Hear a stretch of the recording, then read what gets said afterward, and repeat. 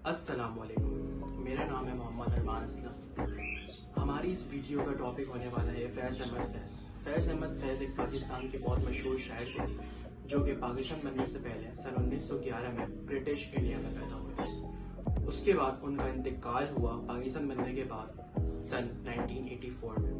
उनकी उम्र 73 ईयर्स थी। और अब उनकी बात करते हैं हम लोग फैमिलीज का। फैज़ अहमद फैमिलीज की दो बेटियां थी, एक का नाम था सलीमा हाशमी और दूसरी का नाम था मुनीजा हाशमी। उनका एक बेटा भी था, उसका नाम था फैजान हाशमी। उनकी जो डॉटर्स थी उनमें से उनकी बेटियां, उनकी जो चिल्ड्रंस थे उनका नाम था यासिर हाशमी और एक का नाम था मिरहा हाशमी। उसके बाद फैज़ अहमद फैज़ एक बहुत ही एजुकेटेड फैमिली से बिलोंग करते थे। उन्होंने अपनी स्कूलिंग सिस्टम स्कूल मैट्रिक तक उन्होंने अपनी पढ़ाई कंप्लीट की।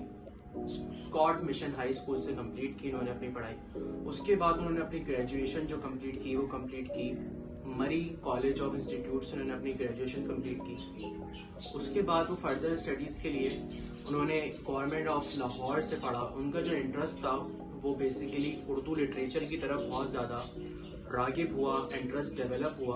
उसके बाद उन्होंने बहुत सी बुक्स लिखी और पोएम लिखी, जिनमें से उनकी बहुत मशहूर पोएम का नाम है हम देखेंगे, जो कि अब बोल पे प्रेजेंट होती रहती है।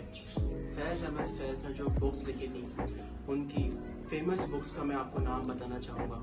उसमें से सबसे पहली बुक थी नक्शे फरियादी, जो कि लिखी गई थी 1943 में।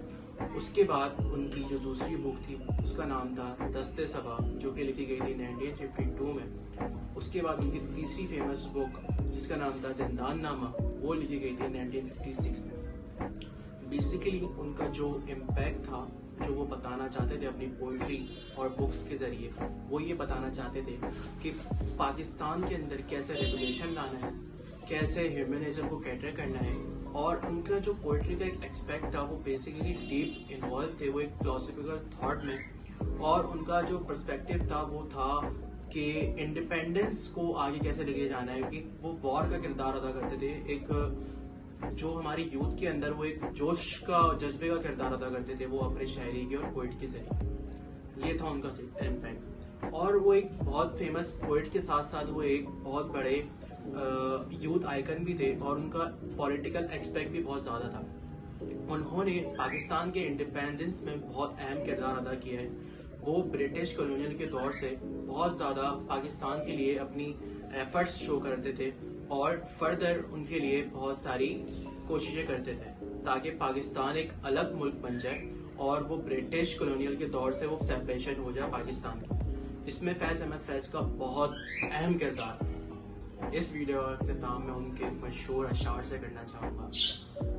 दिले ना उम्मीद तो नहीं, नाकामी तो है, लंबी है अगर गम की शाम, मगर शाम ही तो है। तुम्हारी याद के जब जख्म बढ़ने लगते हैं तो किसी बहाने हम तुम्हें याद करने लगते हैं। Thank you.